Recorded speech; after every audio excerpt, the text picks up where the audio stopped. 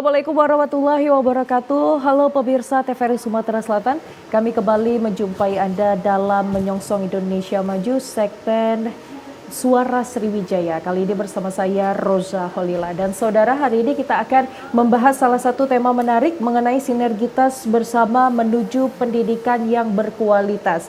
Karena sinergi dari sebuah pihak ini merupakan kunci dalam melahirkan pendidikan yang berkualitas tentunya di bangsa kita Indonesia, terkhususnya di Sumatera Selatan.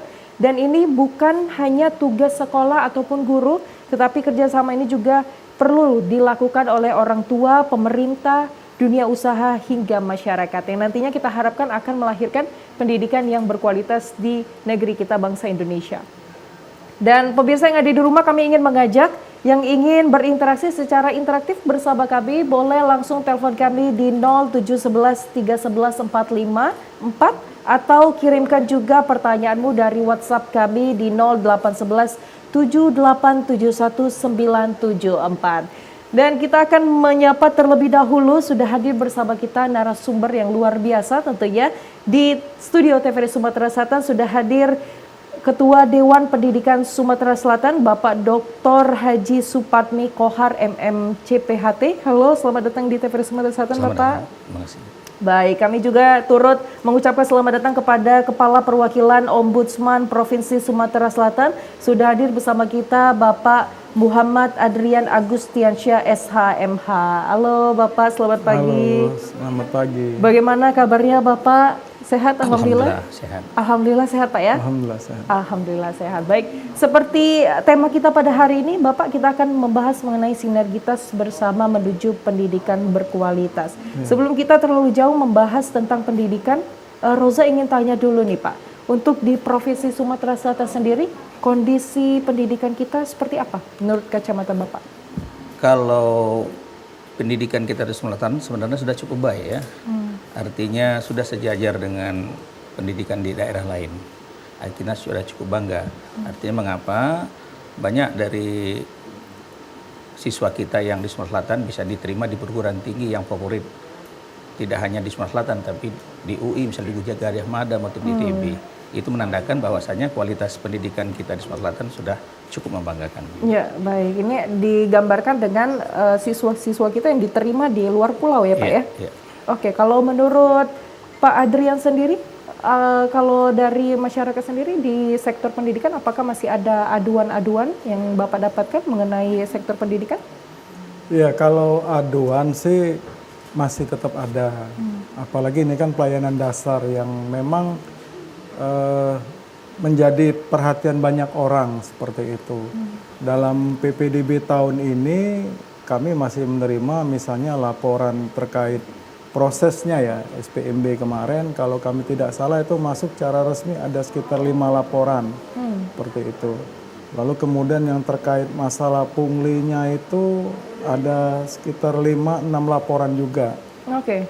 Kemudian ada laporan juga terkait masalah penahanan ijazah. Penahanan ijazah. Nah ini yang nampaknya cukup banyak dilakukan oleh sekolah-sekolah. Secara resmi kami menerima ada 2 laporan yang seperti itu. Oke, ini kalau dari ombudsmannya sendiri untuk tindak lanjutnya seperti apa? Ya tentu dari semua laporan ada kami kategorisasi. Misalnya dalam proses SPMB kemarin banyak laporan itu yang berjenis RCO, reaksi cepat ombudsman. Kenapa mesti dilakukan reaksi cepat ombudsman? Karena proses pendaftaran siswa itu kan waktunya terbatas. Ya. Kalau kami lakukan secara reguler, takutnya nanti proses sudah selesai, laporan juga nanti masih berjalan. Nah dengan RCO ini biasanya kami datang ke sekolah melakukan klarifikasi, itu biasanya mesti sudah langsung selesai. Sudah ketahuan ini ada maladministrasi atau tidak, seperti itu. Dan sebenarnya alhamdulillah nih, tahun ini laporan terkait SPMB itu jauh berbeda dengan waktu PPDB tahun kemarin. Oke. Tahun kemarin itu kalau dalam amatan kami ya termasuk luar biasa seperti itu. Proses pelanggarannya, proses penyalahgunaan wewenangnya dan lain-lain sebagainya. Oke. Nah, tahun ini nampaknya ini buah kerja keras dari seluruh kita semua. termasuk juga komitmen dari pemerintah Provinsi Sumatera Selatan yang melakukan pembenahan, baik itu dari pembenahan aturannya, regulasinya, dan yang paling penting itu komitmen. Karena tanpa komitmen yang kuat dari para stakeholder ini, aturan apapun yang dibuat itu akan percuma. Oke. Seperti itu. Baik, berarti poin pentingnya adalah komitmen Pak ya di Betul. setiap stakeholder. Namun kita melihat kenyataannya di Sumatera Selatan sendiri untuk pelanggarannya masih tetap ada seperti Tetap itu. ada ya. Oke, baik. Kalau menurut Pak Supatmi sendiri melihat pelanggaran yang masih ada di dalam sektor pendidikan ini, bagaimana pandangan Bapak? Jadi kalau kita lihat ya dari jumlah sekolah yang ada, boleh kita kategorikan pelanggaran itu jauh menurun dari tahun yang lalu. Nah, mengapa jauh menurun berbandingin dari tahun lalu? Tahun lalu itu gubernurnya bukan gubernur definitif. Jadi selalu di dalam peralihan itu masa-masa antara inilah kadang-kadang yang membuat kacauan, gonjang-ganjing. Tetapi setelah gubernur kita Pak Herman Deru dilantik jadi gubernur, drastis turunnya. Karena mengapa? Karena aturannya jelas dengan gubernur itu. Oke. Nah, jadi salah satu faktor itu juga. Tetapi lebih daripada itu, kalau ada pun pelanggaran itu tidak bisa kita langsung menyalahkan satu pihak. Karena ini kebersamaan, artinya jarang terjadi kalau hanya satu pihak saja yang bermain. Maka supaya tidak terjadi pelanggaran, ada kesadaran bersama, baik dari pengelola maupun masyarakat. Ya, seperti apa yang disampaikan Ketua Ombudsman tadi, sebagus apapun aturan itu, tetapi kalau tidak bersama-sama komitmen terhadap aturan itu, tentu masih ada di sana sini terjadi pelanggaran. Nah, inilah barangkali yang perlu disadari. Artinya yang paling penting menumbuhkan kesadaran masyarakat, semua pihak, arti stakeholder dan seluruh yang berkepentingan terhadap ini untuk bersama-sama. Oke, baik. Saya Ini kira itu. selaras dengan Pak Adrian tadi bahwasanya kita harus berkomitmen, bersinergitas seperti itu Pak ya. Kalau tapi menurut Pak Supatmi sendiri untuk menumbuhkan rasa kolaborasi ya antara semua sektor ini bagaimana Pak? Nah, disinilah perlunya ada penyuluhan. Penyuluhan. Ya, penyuluhan, ada semacam kerja bareng ya, mulai dari guru, kemudian orang tua, masyarakat secara bersama-sama, ya, untuk menanamkan kesadaran ini. Tidak ada cara yang lebih efektif kecuali semacam sosialisasi. Sosialisasi bahwasanya kesuksesan anak didik itu tidak hanya tergantung pada guru, tetapi orang tua, masyarakat itu sangat penting. Karena mengapa? Terjadinya sesuatu keributan atau tawuran itu di antara, bukan di rumah, bukan di sekolah. Ya. Nah, berarti di sinilah yang kadang-kadang perlunya melibatkan masyarakat. Betapa pentingnya masyarakat itu dilibatkan untuk mencapai pendidikan yang bermutu. Oke, baik. Ini artinya masyarakat di Sumsel masih perlu diberikan edukasi, Pak Iya, ya? diedukasi. Mengenai sektor pendidikan ini sendiri. Kita beralih ke Pak Adrian sendiri. Kalau menurut Pak Adrian, melihat pelanggaran ataupun kejadian-kejadian fenomena di sektor pendidikan ini yang menjadi PR atau yang perlu dilakukan oleh pemerintah sendiri harusnya seperti apa, Pak? Ya, kalau kita lihat dari jenis laporannya yang masuk, ini grade-nya udah jauh berbeda. Seperti itu. Kalau kemarin yang tahun lalu itu masuk grade termasuk laporan-laporan yang cukup berat lah seperti tingkat pelanggarannya. Kalau tahun ini yang dilaporkan misalnya ada keluhan dari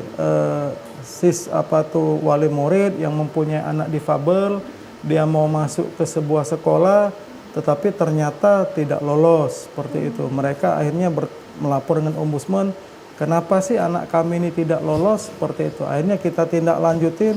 Oh, ternyata memang ada batas kuota juga, apalagi ini sekolah-sekolah yang memang umum biasa seperti itu. Ya.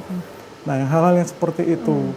Nah, memang salah satunya memang yang menyebabkan kenapa orang tua akhirnya melapor ketidaktahuan juga wali murid terkait regulasi yang ada. Maka betul kata Pak Supatmi tadi, sosialisasi itu penting.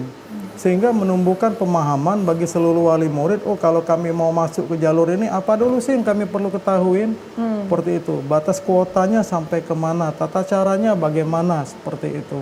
Oke. Nah, artinya memang ya jujur saja kami dari Ombudsman sebenarnya tahun ini cukup happy seperti itu. Melihat bahwa karena kalau kita lihat sebenarnya dari sektor pendidikan itu sudah dua tahun terakhir ke belakang itu betul-betul Ombudsman dalam tanda kutip mesti kerja keras ikut membenahinya. Oke. Tahun ini ada beberapa rekomendasi kami yang tahun kemarin kami berikan di Pemprov dan juga kepada kementerian juga kami berikan dan itu alhamdulillah dijalankan tahun ini. Misalnya nih kita minta agar kementerian itu mengunci Dapodik dengan jumlah siswa sesuai Permendikbud. Alhamdulillah sekarang jumlah siswa di kelas itu ya sesuai dengan Permendikbud. Kalau SMA tuh levelnya sekitar 36. 36. Bayangkan yang tahun lalu misalnya kami sidak, sekolah itu apalagi yang negeri favorit itu rata-rata isi kelasnya 50. Oh, banyak sekali Pak ya? Ya, jadi kalau andai kata kita angkat hari ini bagaimana pendidikan berkualitas, maka kami berani menjawab tidak akan mungkin tercipta pendidikan berkualitas kalau andai kata suasana belajar saja tidak akan menunjang. Betul, ya. Itu. Kami pada waktu sidak misalnya menemukan guru yang kebetulan badannya kecil, perempuan, suaranya juga kecil, mengajar di kelas yang penuh anak-anak, hampir 50 anak. Suasana kelas juga begitu kami masuk udah pengep, panas. Jadi suara ibu itu begitu dia ngajar itu cuma sampai mungkin di bangku yang lapis keduanya. Boro-boro suaranya bisa sampai ke belakang sekali seperti itu. Nah, hal-hal yang seperti ini bagaimana kita mau berbicara masalah kualitas pendidikan? Makanya kemarin Ombudsman itu artinya ingin agar aturan ini dipatuhi karena kami melihat kalau andai kata terus dipaksakan seperti ini, bagaimana kita berharap output dari pendidikan kita semakin bagus seperti itu. Betul. Tuh. Makanya kalau kita lihat, boleh kita bandingkan misalnya bagaimana kualitas pendidikan anak-anak yang mohon maaf di sekolah-sekolah negeri, itu bahkan bisa jauh tertinggal dengan sekolah-sekolah swasta yang favorit seperti itu. Benar. Oke, baik. Ini artinya saat ini di sektor pendidikan kita masih berbahagia Pak ya, karena memang ada perubahan grade tadi yang awalnya masih harus bekerja keras, tetapi pada tahun ini kita sudah semakin cukup baik seperti itu. Baik, Pak Adrian, Pak Supatmi, kita harus jeda terlebih dahulu. Kita akan menyambung pembahasan kita mengenai sinergitas di sektor pendidikan. Untuk itu pemirsa, kami akan kembali dalam Suara Sriwijaya. Tetaplah bersama kami.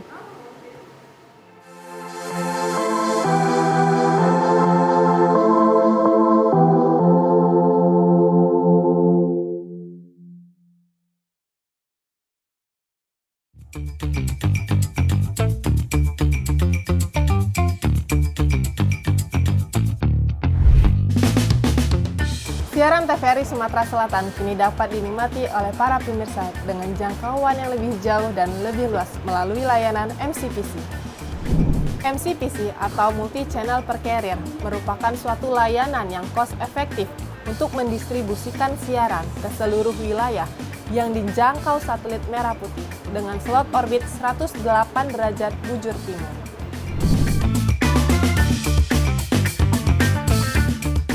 Dengan dukungan teknologi satelit yang handal, layanan MCPC memastikan siaran dapat diterima pemirsa dengan cepat dan efisien, sehingga mendukung TVRI Sumatera Selatan dalam meningkatkan jangkauan siaran dan memperluas pasar. Untuk mengakses siaran TVRI Sumatera Selatan melalui layanan MCPC, caranya mudah. Yang pertama, arahkan parabola Anda ke satelit Telkom 4.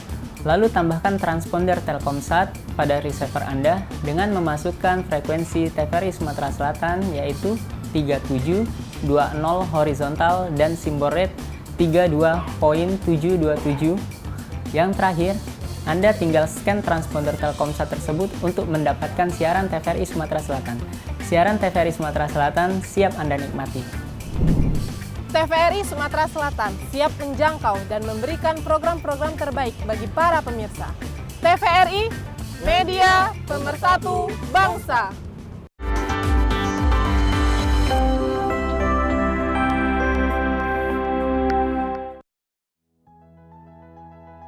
Dari koi saya bisa nabung, terus bisa nyekolahin anak-anak lah semuanya.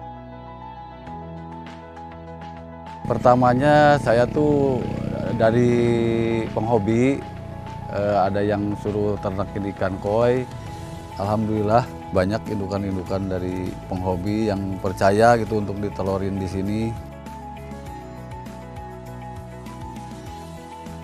Jadi kualitas ikannya bagus, harganya dijualnya juga pasti bagus, ya nilai ekonominya juga bisa mencukupi keluarga gitu.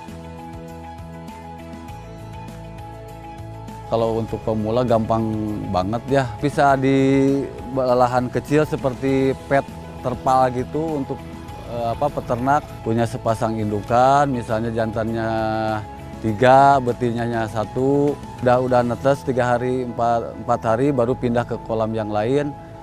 Insya Allah bisa gampang lah ke depannya.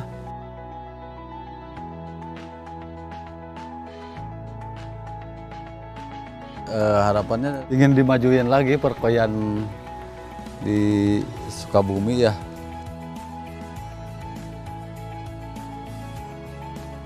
Ayo dukung perekonomian rakyat, petani cerdas, petani sejahtera.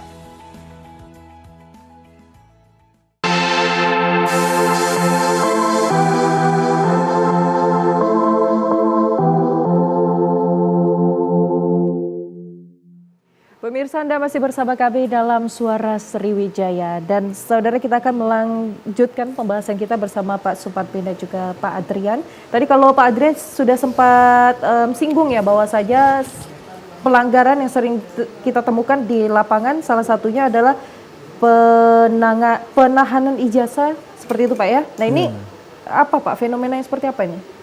Ya, biasanya penahanan ijazah itu dikarenakan alasan sekolah itu anak ini tidak lunas membayar uang iuran komitenya seperti itu. Dan itu sebenarnya banyak sekali terjadi. Kami misalnya kemarin nerima secara resmi itu 2 sekolah yang melakukan penahanan ijazah. Setelah kami tindak lanjutin, alhamdulillah ijazahnya langsung diserahkan. Langsung diserahkan. Tetapi ini kan seperti fenomena gunung es. Yang timbul di permukaan, yang melapor ke ombudsman itu hanya sedikit.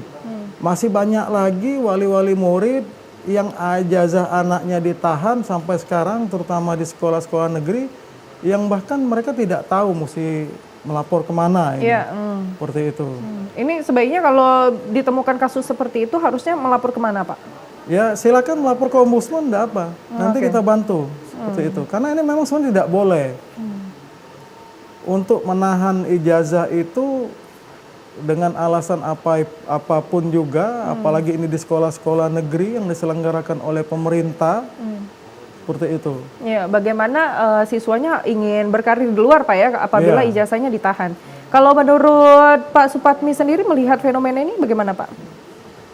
Jadi persoalan seperti ini kadang-kadang mereka tidak memberitahu ya. Tidak memberitahu, tapi kalau mereka memberitahu saja, artinya tentu ada kebijakan dari sekolah.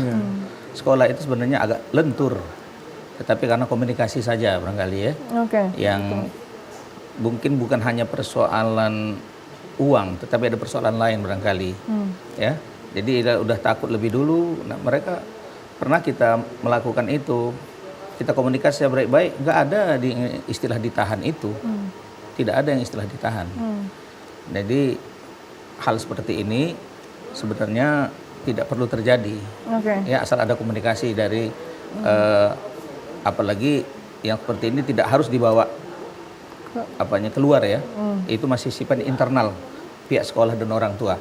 Kalau orang tua dengan pihak sekolah itu ada kerjasama yang baik, tidak akan terjadi hal semacam ini. Maka yang perlu kita tingkatkan adalah bagaimana orang tua dengan pihak sekolah itu ada kerjasama. Ini artinya bisa selesai di dalam sekolah itu sendiri Pak ya? Iya. Itulah perlu sinergitas. Jadi kalau misalnya orang tuanya ngomong, kami ini misalnya anak kami ini kondisi yang seperti ekonomi kami, dari pihak sekolah dengan senang hati bisa melepaskan itu. Karena ini kalau berbicara tentang uang nih agak sensitif Pak ya? Iya. Kalau Pak Supatmi sendiri melihat di era sekarang apakah masih ada pungutan liar di setiap sekolah atau bagaimana? Yang jadi persoalan itu ada di Permendikbud nomor 75 tahun 2016. Itu ada istilah sumbangan, ada namanya pungutan. Nah, sumbangan itu manakala ada kesepakatan bersama dengan catatan yang tidak ada pemaksaan itu diperkenankan. Oke. Itu pada pasal 1 nomor ayat 5 ya. Nah, ini juga jadi ada ruang diberi, tapi dengan catatan yang tidak diperbolehkan itu sifatnya paksaan. Tapi kalau ada kesepakatan antara orang tua, seluruh orang tua dirapatkan mereka, ya mereka yang rapat, istilah di sini komite sekolah, itu Sudah sepakat ya? sudah ada Permendikbudnya. Oke, dan dibolehkan berarti Dan artinya? dibolehkan, ada Permendikbudnya. Oke, baik. Yang tidak boleh itu sifatnya paksaan. Tetapi kalau dia sifatnya suka rela, tidak ada paksaan, diperbolehkan. Bagaimana kalau misalkan orang tua atau walinya tidak menyanggupi seperti itu? Sedangkan suaranya paling banyak menyetujui. Nah, itulah kebijaksanaan lagi ya. Kebijaksanaan artinya bisa saja subsidi silang misalnya kan. Karena mengapa? Mengapa ruang itu dibuka sama pemerintah? Karena idealnya memang seluruh biaya pendidikan itu ditanggung pemerintah, ideal. Tetapi keterbatasan anggaran. Maka di luar negeri pun yang namanya Finlandia, itu sekolah terbaik di dunia, itu pun masih ada sumbangan dari orang tua yang untuk membantu guru, untuk membantu pihak sekolah, untuk fasilitas. Bayangkan yang negara sudah seperti itu.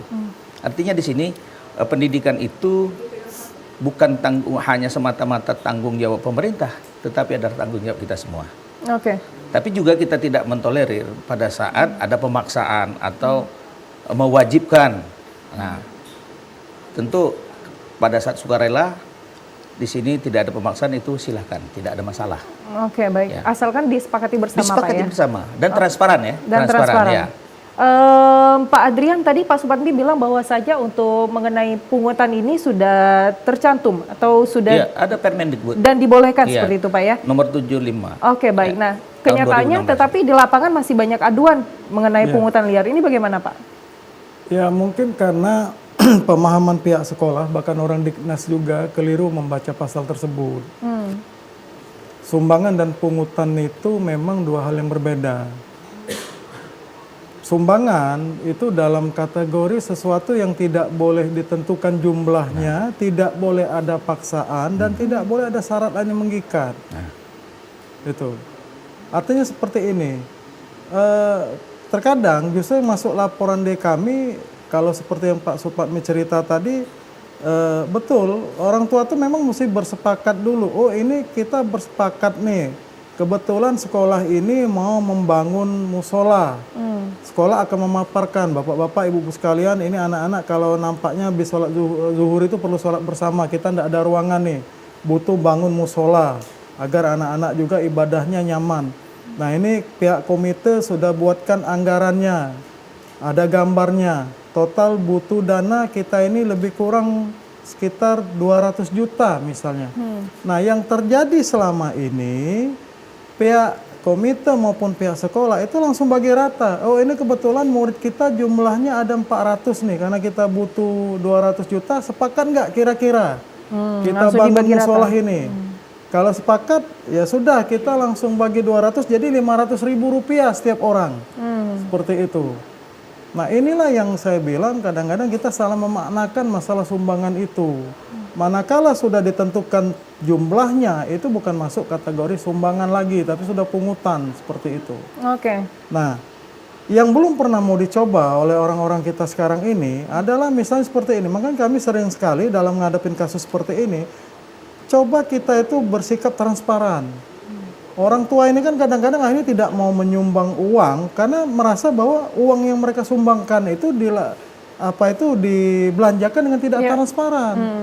Itu. Buat pengumuman, oke nih 200 juta kita butuh. Ini nih kalau bagi wali murid yang mau menyumbang silakan, ini nomor rekeningnya. Kalau misalnya tidak mau menyumbang langsung dengan bank, kita buka misalnya setiap hari Jumat, anak-anak namanya mungkin Jumat Berkah. Silakan titipkan uang di anak tersebut. Nanti setiap hari Sabtu kita rekap, kita laporkan. Oh terkumpul hari ini, Jumat ini misalnya terkumpul uang 3 juta rupiah. Nah 3 juta rupiah itu seyogianya langsung dilaporkan juga. Oh ini kebutuhannya nih.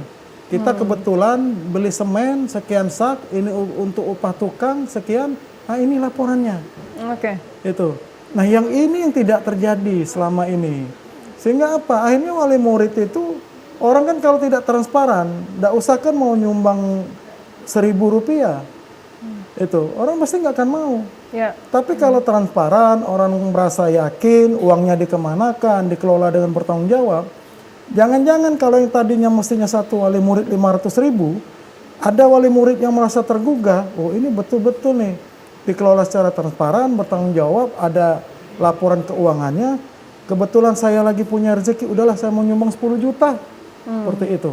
Oke. Baik, ini berarti artinya masih ada mispersepsi ya Pak ya, Iya. di antara wali murid dan juga pemerintahan seperti itu. Iya. Kita coba, ini ada beberapa pertanyaan yang masuk di WA kita untuk Pak Supatmi. Yang pertama dari Okus Selatan. Mau bertanya bersama Pak Supratmi untuk daerah yang di pelosok khususnya di Okus Selatan, bagaimana upaya dari Dewan Pendidikan agar pendidikan di sana juga ikut berkualitas? Bagaimana Bapak? Jadi memang kita baru-baru ini sekitar berapa bulan yang lalu mengadakan rakerwil. Kita rakerwil, kita mencoba untuk menampung persoalan-persoalan yang ada di daerah se-Sumatera Selatan. Itu sudah ada bentuk laporan. Nah, bagaimana supaya berkualitas? Untuk bisa berkualitas itu tidak lepas dari 4 hal ya. Pertama objek. Objek itu artinya siswa itu sendiri, ya. Makanya perlu ada kalau masuk itu ada sistem penerimaan, ada penyaringan. Ya. Untuk mengapa? Supaya tahu siapa yang akan menjadi peserta didik kita ini. Yang kedua, untuk bisa berkualitas itu tenaga pengajar. Nah, tenaga pengajar itu selalu bisa mengikuti perkembangan, ya. Itu. Nah, kemudian yang ketiga adalah sarana prasarana. Dan yang keempat itu ada metodologi pengajaran. Oke. Nah, persoalannya barangkali untuk di daerah-daerah itu keterbatasan sumber daya. Sumber daya. Artinya mengapa orang-orang itu kadang-kadang tidak mau ditempatkan di daerah. Artinya yang ada saja, dan ini akan menjadi perhatian kita bagaimana nanti ke depan ini kita usulkan kepada pemerintah daerah, itu sudah kami bahas, supaya ada semacam tukar tenaga pengajar misalnya 3 bulan. Oke. Kita coba di rolling hanya untuk misal pengajar-pengajar yang terbaik, kita anggap terbaik, kita letakkan di daerah-daerah itu. Oke, baik Pak Supatmi, ini cara. salah satu caranya Iya. cukup baik Pak ya. Iya. Nanti kita akan melanjutkan bagaimana cara lainnya agar di daerah terpencil pun ikut merasakan pendidikan yang berkualitas Pak ya. Namun kita harus jeda terlebih dahulu. Untuk itu pemirsa yang kami akan kembali dalam Suara Sriwijaya, tetaplah bersama kami.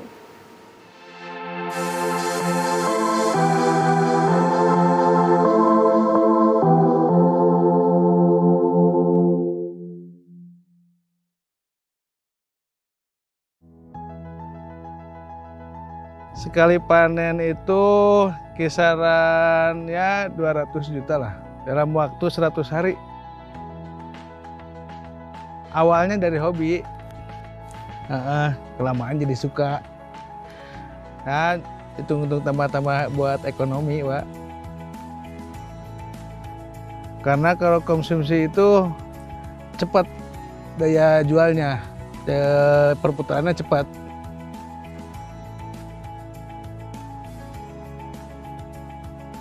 Hasil modal sama itu ya, sama laba ya, kisaran 200 juta tuh. Ya kalau modal kisaran 120-an lah. Kalau masalah ekonomi alhamdulillah lah, cukup lah buat anak istri. Tipsnya mulai dari tanam itu pengapuran, tabur garam, kolamnya 1 bulan itu 2 kali ganti air. Kasih pakan secara teratur, sehari 3 kali kalau saya.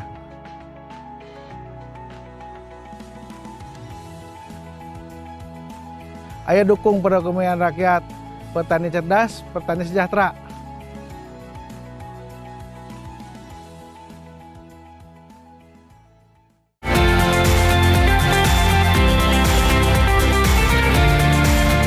Sebagai lembaga penyiaran publik, TVRI Sumatera Selatan menjunjung tinggi sinergisitas menuju TV kelas dunia, menciptakan Indonesia cerdas, menyongsong Indonesia maju.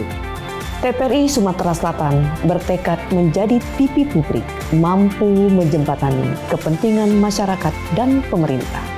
TVRI Sumatera Selatan telah bersiaran di satelit Telkom 4 sehingga dapat dinikmati seluruh masyarakat Sumatera Selatan hingga ke pelosok daerah.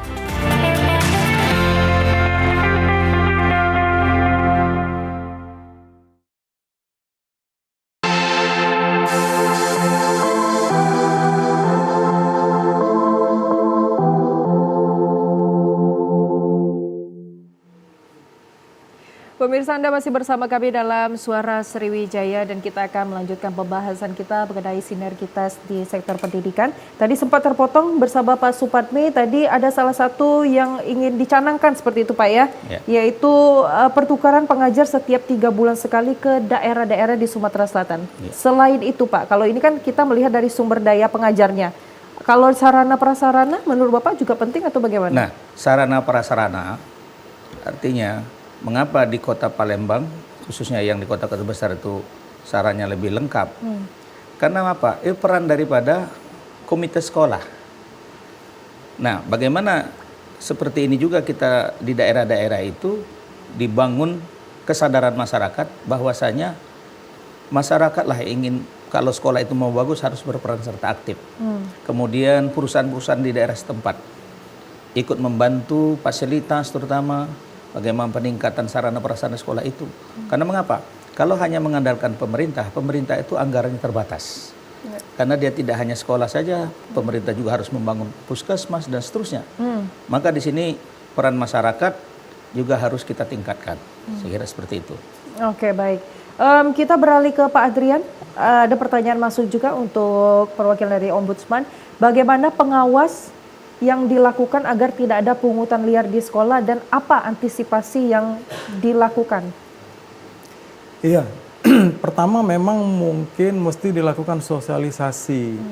Karena dalam beberapa kasus yang kami tanganin ternyata pihak sekolah itu menganggap yang mereka lakukan itu sudah benar. Seperti itu. Makanya ini penting memberikan pemahaman terlebih dahulu. Regulasinya, apa beda antara pungutan dan sumbangan. Batas-batasannya bagaimana yang boleh diperbolehkan seperti itu. Lalu kemudian ada yang anggap misalnya Pak kalau kita pungut sumbangan nanti justru orang nggak mau dong nyumbang. Kalau apalagi tidak ada paksaan, tidak ditentukan nilainya seperti itu. Maka saya bilang itu kan baru asumsi kita.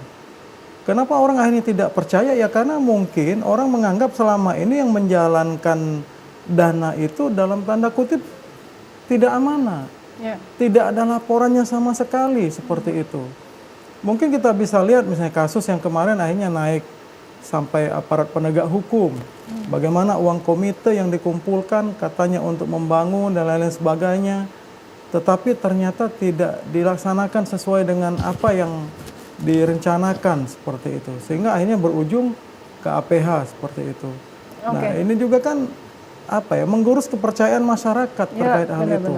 Kalau kita mau jujur dalam banyak kali kasus yang kami tindak lanjutin, ada yang ngomong orang tua tuh sudah ikhlas Pak melakukan sumbangan. Tidak, dalam beberapa kali yang kami tanganin laporan, begitu kami minta kembalikan dulu uang itu kepada sekolah, lalu kita himbau wali murid itu untuk memasukkan kembali uangnya sebagai bentuk sumbangan, itu ternyata yang dikembalikan, pernah kasus nih kita, yang dikembalikan 80 juta, setelah uangnya kita kembalikan, kita berikan kotak sebelah untuk mereka nyumbang, ternyata yang masuk cuma 1,5 juta. Bayangin aja, seperti itu. Yang dikembalikan, uang yang dikembalikan hari itu, uang 100.000, 50.000, begitu kita buka yang kotak yang setelah mereka nerima itu, yang mereka mau menyumbang sukarela, isi uangnya 5.000 sama 10.000. Itu. Padahal fasilitas yang mau dibangun pada waktu itu adalah ruang komputer yang akan dipergunakan anak-anaknya tes ujian akhir. Yang waktu itu sudah hampir mendekatin 1 bulan lebih lagi waktunya. Oke, baik. Kalau menurut Pak Supatmi sendiri, kalau kita ada namanya dana BOS Pak ya? Iya. Oke, nah untuk dana BOS ini sebaiknya dialokasikan kemana saja oleh Bukan pihak sekolah? itu, untuk dana BOS itu sudah ada aturannya. Oke. Jadi sudah ada aturannya dana BOS, rinciannya sudah ada. Oh, rincian sudah ada. Berarti ada. tinggal dijalankan Tinggal seperti itu, Pak ya? dijalankan saja. Tapi kenapa kita melihat setiap sekolah itu masih ada yang berbeda-beda, Pak ya? Maksudnya fasilitasnya ada yang lengkap, ada yang tidak, ataupun mungkin di daerah sangat jauh sekali ya kita melihat fasilitasnya dibandingkan dengan yang di kota-kota. Ya, seperti sudah saya sampaikan di awal. Seperti di SMA, SMK yang ada di Kota Palembang, itu banyak dana komite sekolah. Orang sumbang banyak. Artinya pungutan dari masyarakat atau sumbangan dari masyarakat itu begitu besar. Sementara di daerah sangat terbatas sekali. Apalagi daerah-daerah terpencil. Jadi hanya semata-mata mengandalkan dana BOS. Ya, padahal dana BOS itu untuk operasional. Ya. Jadi bukan untuk pembangunan, untuk dana operasional. Nah, maka disinilah kalau ini meningkatkan kelengkapan atau infrastruktur di sekolah itu tidak ada pilihan lain di samping bantuan pemerintah, kesadaran masyarakat untuk ikut berpartisipasi atau dunia usaha. Ya. Jadi seperti di SMK itu kan ada bantuan, kemudian ada sumbangan dari masyarakat, jadi banyak dana mereka yang masuk, saya kira itu. Banyak, Pak ya. Iya. Sedangkan kalau di daerah juga terbatas sekali. sekali. Iya. Kalau menurut Pak Adrian sendiri, kalau untuk dana BOS ini apakah kita sudah menerapkan akuntabilitas sama transparansi di Sumatera Selatan? Iya, dalam beberapa kali temuan kami memang kita sadarin bahwa dana BOS itu kan memang sudah aturan yang lumayan rigid lah mengatur. Dia tidak bisa untuk melakukan proses pembangunan. Yang bisa dilakukan itu hanya rehab-rehab ringan seperti itu. Lalu kemudian ada keterbatasan penggunaan anggaran itu memang ya sudah memang ditentukan jumlah-jumlahnya seperti itu. Sekian persen untuk beli buku, sekian persen untuk bayar honor apa itu tenaga pendidikan yang tidak ditanggung oleh dana negara dan lain-lain sebagainya seperti itu. Sehingga memang bagi sekolah-sekolah yang memang mempunyai infrastruktur yang jauh tertinggal, mereka untuk mengejar ketertinggalan itu memang repot. Kalau mereka tidak ada tambahan anggaran di luar itu, seperti itu. Nah, cuma kita jangan lupa bahwa ternyata pemerintah pusat juga menggelontorkan dana yang lumayan besar juga pada sekolah-sekolah tersebut. Nah, yang ingin kita sampaikan kepada pemerintah provinsi adalah bagaimana membuat daftar prioritas sekolah-sekolah mana yang memang betul-betul perlu dibantu seperti itu. Karena kadang-kadang juga ada yang dapat bantuan lagi, padahal sekolah itu kita lihat ini sudah cukup lumayan bagus ini seperti itu. Ada yang sekolah yang tadi bertanya misalnya yang di daerah pelosok yang sudah tahu sekolahnya sudah mau roboh, orang juga sudah mengajukan proposal berkali-kali tetapi tidak mendapatkan sentuhan. Seperti itu. Nah, artinya yang hal-hal yang seperti ini perlu dibuat skala prioritasnya. Ini masalahnya apa, Pak? Kenapa seperti itu terjadi? Ya, kadang-kadang ya kita mau jujur saja ya. Sama seperti pemetaan sekolah. Kita selalu ngomong bahwa oh daerah sini tuh enggak ada sekolahnya nih. Gitu. Sekolahnya kosong sehingga hanya murid itu menumpuk di sana. Kita ini malas melakukan kajian secara menyeluruh terkait kebutuhan pendidikan yang secara komprehensif. Itu. Kalau andai kata kita dari dulu melakukan kajian secara komprehensif, misal nih, kalau menurut kami tidak melulu pendidikan itu harus ditanggung oleh sektor pemerintah. Kita mesti ingat bahwa sebelum pemerintah ini mampu melakukan sektor pendidikan, sekolah-sekolah swasta lah yang berperan seperti itu. Kesulitan misalnya kalau di Kota Palembang, pemerintah untuk melakukan investasi mendirikan sekolah-sekolah baru adalah keterbatasan lahan dan biaya yang sangat tinggi. Itu. Nah, kenapa tidak misalnya ada sekolah swasta yang di daerah sana yang bisa di-upgrading baik mutunya, sarana prasarananya, pemerintah turun tangan di sana. Seperti itu. Sehingga orang-orang yang ada di sekitar sana tidak lagi berpikir oh mau masukkan anak mesti ke sekolah negeri yang ada satu-satunya di sana seperti itu. Kalau seluruh orang berpikir mau masuk sekolah negeri semua, ya pasti tidak akan cukup. Gitu. Oke, baik. Pak Adrian dan Pak Supatmi, kita harus jeda terlebih dahulu. Kita akan melangsungkan pembicaraan kita. Untuk itu, pemirsa yang ada di rumah jangan kemana-mana. Kami akan kembali dalam Suara Sriwijaya. Tetaplah bersama kami.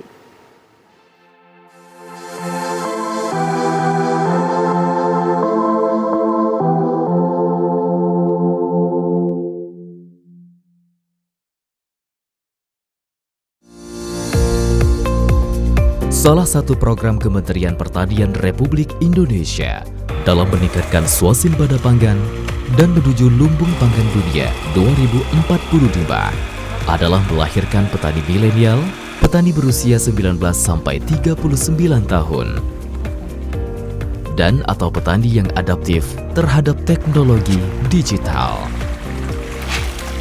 Petani milenial dirancang untuk memberikan pendidikan dan pelatihan yang dapat meningkatkan keterampilan dalam usaha tani.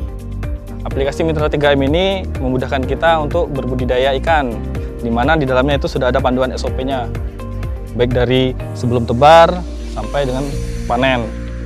Nah, di aplikasi ini juga nanti ada saran pemberian pakan, ada analisa keuangannya, jadi mengetahui kita itu budidaya itu untung apa rugi.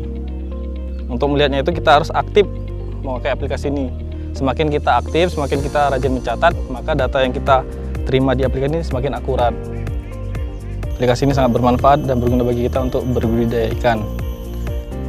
Generasi muda jangan malu jadi petani. Petani itu keren. Sekarang eranya digitalisasi, petani melek digital.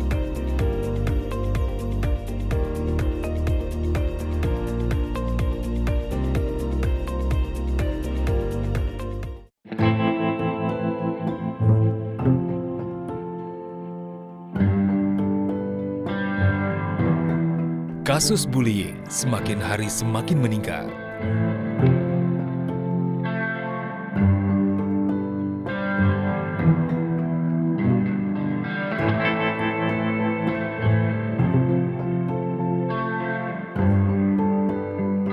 Bullying tidak hanya fisik, bisa berupa ejekan, perundungan daring, bahkan pengucilan.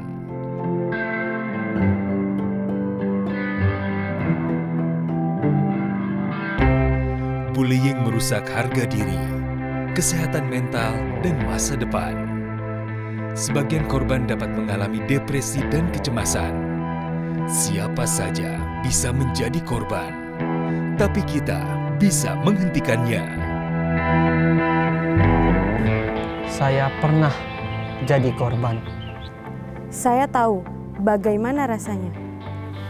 Kita harus berani bicara. Pelaku bullying dapat dikenakan ancaman pidana yang berat sesuai hukum di Indonesia. Bullying hanya akan berhenti jika kita berani bicara dan menolong. Jangan jadi penonton.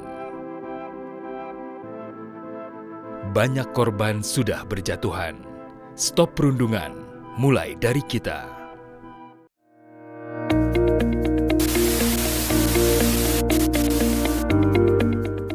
Disinilah kami berdiri, mengabarkan yang positif, mewartakan semangat, menyatukan cerita rakyat jadi inspirasi bangsa.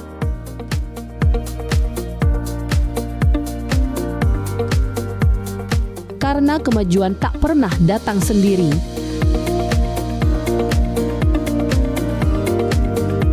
Ia tumbuh bersama suara, wajah, dan semangat kita semua. TVRI Sumatera Selatan, bersama maju, bersama menginspirasi.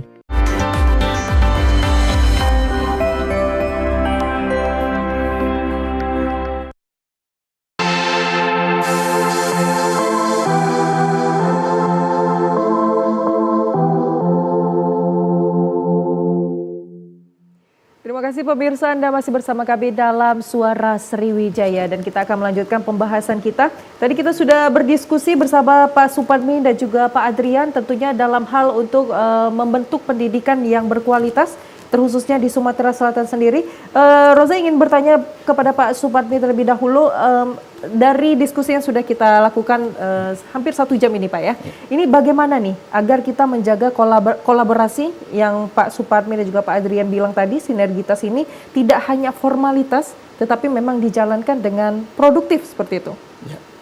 Ya, yang paling utama, jadi mulai setelah anak itu diterima di sekolah, ya, ada baiknya itu seluruh orang tua itu dipanggil. Orang tuanya dipanggil, dijelaskan, ya, ada komunikasi. Artinya orang tuanya juga bisa selalu connect sama guru-guru di sekolah itu, bagaimana menanyakan perkembangan anaknya, dan pihak sekolah juga selalu memberitahu perkembangan anaknya. Itu yang paling penting. Nah sekarang seperti itu jarang. Belum berjalan. Mungkin sudah ada yang berjalan, tapi tidak menyeluruh, belum menyeluruh. Nah bagaimana? Kemudian lingkungan sekitar, di mana sekolah itu berdiri harusnya punya hubungan. Nah misalnya ada suatu sekolah ya, yang tidak perlu kami sebut sekolah itu, persoalannya masalah parkir. Parkir ini anak sekolah itu kan semestinya tidak boleh membawa kendaraan ya, mobil terutama kan, karena usianya juga belum sampai 17. Nah orang kampung itu merasa keberatan. Tetapi setelah kita panggil orang kampung, kita sarankan orang kampung dipanggil, camat setempat dipanggil, dinas perhubungan dipanggil, ya semuanya bisa selesai. Betapa peran masyarakat itu sangat penting. Sehingga kalau itu dilakukan, pasti tidak ada persoalan. Artinya tidak akan ada keributan, tidak akan terjadi apa-apa. Karena sekolah itu bagian dari milik mereka di kampung itu. Jadi bukan sekolah di satu sisi, masyarakat di pihak lain. Nah itu yang terjadi. Tetapi kalau semuanya sudah menyatu, insya Allah apa yang menjadi tujuan kita bisa tercapai. Tujuan ini bisa tercapai apabila kita semua kebersamaannya, elemen bekerja sama Pak ya. Iya. Baik, kita beralih ke Pak Adrian. Pak Adrian, ini apakah Ombudsman itu juga mengawasi sekolah swasta Pak? Iya, karena dalam Ombudsman itu lembaga negara yang melakukan pengawasan layanan publik yang dilaksanakan oleh pemerintah pusat, kementerian, pemerintah daerah juga, BUMN, BUMD, BHMN, badan hukum swasta ataupun pribadi perorangan yang melaksanakan layanan publik memakai dana APBN ataupun APBD baik sebagian atau seluruhnya. Kita ingat bahwa sekolah swasta itu ada yang pakai dana BOS juga seperti itu. Nah kita bisa masuk di situ. Kalau kita umpamakan juga misalnya rumah sakit swasta, mereka pakai dana BPJS, kami bisa masuk di situ. Tetapi ada juga misalnya lembaga swasta atau perorangan yang dia tidak pakai dana baik APBN ataupun APBD, tetapi itu adalah misi khusus misalnya dari negara yang berkaitan dengan layanan publik, kami juga tetap bisa masuk seperti itu. Baik, bukan hanya sekolah negeri tetapi swasta juga Pak ya. Kalau saran dari Pak Adrian sendiri sebagai perwakilan Ombudsman Provinsi Sumatera Selatan agar sekolah-sekolah kita ini tidak hanya patuh terhadap administrasi tetapi juga dia membangun kualitas nih, apa saran dari Bapak? Ya, yang pertama memang kita butuhkan keterbukaan. Baik dari pihak sekolah juga yang memang bertanggung jawab terkait pengelolaan sekolah, lalu kemudian memang komunikasi dengan wali murid itu sangat penting sekali, harus dilakukan oleh sekolah-sekolah. Lalu kemudian yang tidak kalah pentingnya, karena ini juga menyangkut masalah infrastruktur juga, karena kita juga tidak bisa menafikan bahwa infrastruktur juga kalau andai kata dia bagus, ya ini juga bisa menaikkan kualitas pendidikan juga seperti itu. Nah ini perlu juga jadi sorotan pemerintah untuk mulai memilah mana skala prioritas yang harus dilakukan. Lalu kemudian ya jangan lupa di upgrading SDM guru-guru kita. Saran dari Pak Supatmi tadi misalnya yang untuk mencoba melakukan program pertukaran guru, itu bagus juga. Karena kadang-kadang mungkin kalau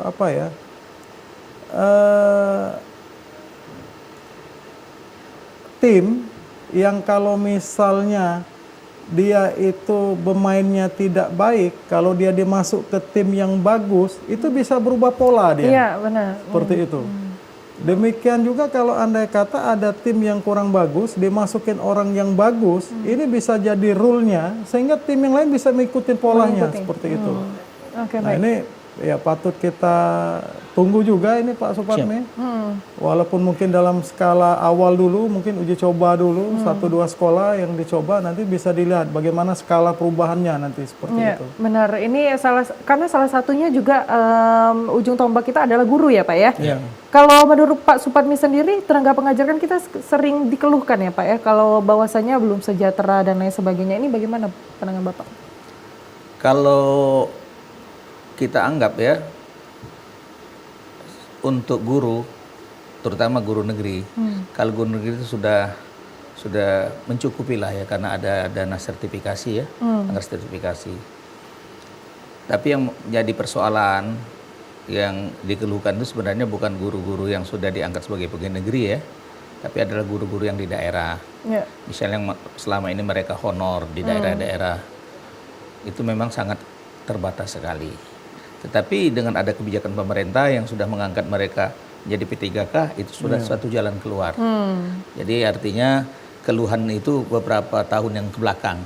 Tapi setelah ada P3K, sudah diangkat mereka, alhamdulillah artinya sudah ada perbaikan ke arah itu. Ya, artinya pemerintah tidak menutup mata Tidak Pak ya, menutup mata. dengan tenaga pengajar Ya. kita yang ada di daerah-daerah. Ya di daerah-daerah itu setelah kami keliling, terutama yang SD ya, guru-guru SD, mereka sudah bertahun-tahun, honornya sangat kecil, karena keterbatasan tadi.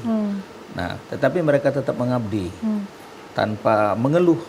Nah, artinya dari itu semua, maka ada kebijakan pemerintah, mereka-mereka itu diutamakan untuk diangkat. Nah sekarang sudah itu dilakukan. Oke, baik. Artinya pemerintah juga sudah berupaya seperti itu ya.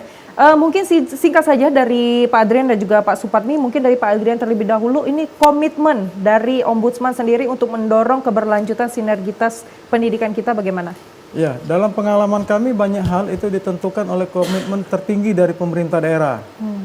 Selama pemimpin kita, kalau dalam hal ini Gubernur Provinsi Sumatera Selatan, memiliki komitmen yang kuat terkait dunia pendidikan, kami yakin dan percaya yang di bawah pasti akan ikut seperti itu. Oke. Paling tidak itu sudah mulai ditunjukkan di tahun awal beliau menjabat, dan alhamdulillah tahun ini nampaknya sudah cukup baik. Ya mudah-mudahan kita berdoa makin ke depan makin baik seperti itu. Ya. Untuk Pak Supatmi sendiri komitmennya seperti apa sebagai Dewan Pendidikan? Kalau kami dari pendidikan yang paling pokok adalah, kalau dari pemerintah sudah jelas itu tadi, bagaimana sosialisasi tentang sinergitas ini terus dilaksanakan. Jadi kalau ini dilakukan, kesadaran itu akan tumbuh. Dan insya Allah kalau semua sudah sadar, dunia pendidikan kita akan baik dan berkembang. Oke, amin ya robbal alamin. Kita sepakat semua Pak ya, kita harus memajukan pendidikan kita agar berkualitas, bukan hanya di Indonesia tetapi juga di Sumatera Selatan khususnya. Baik, terima kasih sekali lagi banyak Pak Adrian dan juga Pak Supatmi sudah hadir di TVRI Sumatera Selatan. Untuk itu pemirsa yang ada di rumah, terima kasih sudah menyaksikan Suara Sriwijaya. Akhir kata saya Roza Holila pamit undur diri. Terima kasih atas kebersamaan Anda. Sampai jumpa.